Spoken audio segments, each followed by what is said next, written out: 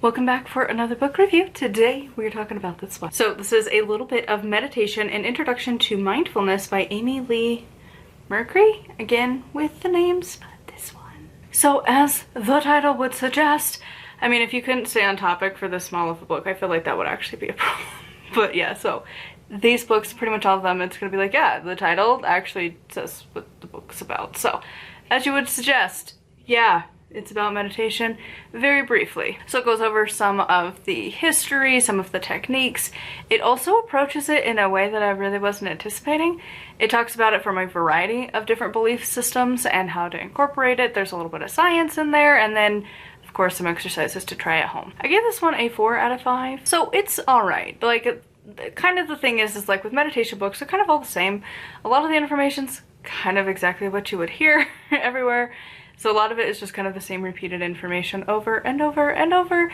One of the things that I did like in this book though is that I didn't know this, but it had more of the sciencey stuff in it. So it talked about how, like, if you do, I think it was like 30 minutes of meditating a day, which is a lot, you definitely want to build up to it, but 30 minutes a day for like, I think it was like 8 weeks or something like that, it ended up like helping your brain with like the white and gray matter or something. Again, we're moving into actual science. Which is not my thing. I hated science.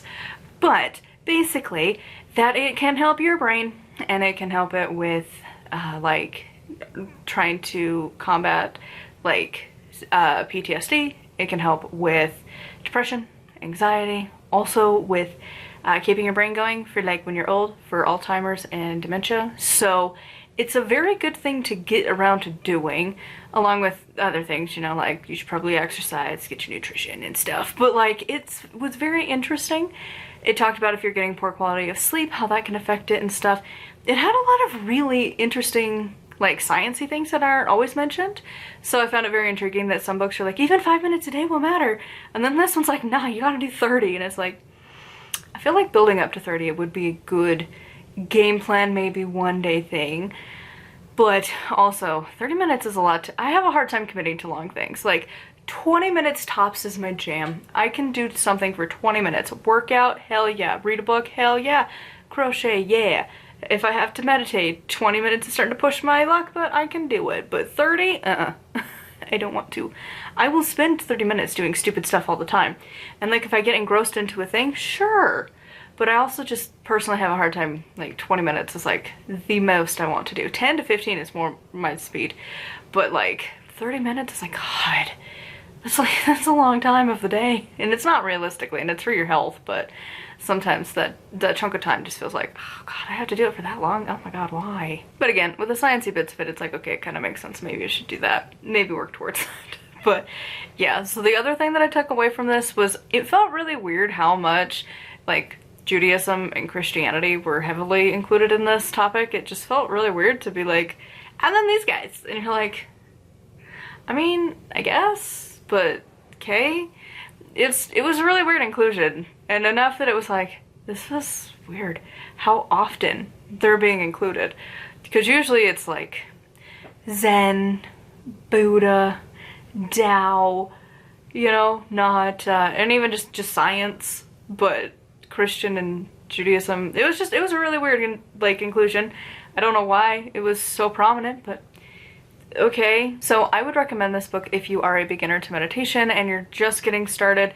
A lot of these beginner books are going to have the same information, so if you want to just keep reading and getting the same sort of information just to kind of get, like, you know, you have to do a certain thing so many times before it really clicks in your brain, this is a good one to just read through, just so that it kind of helps cement the concepts. Again, I don't know that I would start with 30-minute meditations. I personally love the 10-minute-ish, like 10 to 11-minute meditations from Positive Suggestions here on YouTube. I don't know what dude's name even is, but God, you just put him on and it's just like it lulls you into a state. He's got the perfect voice for it.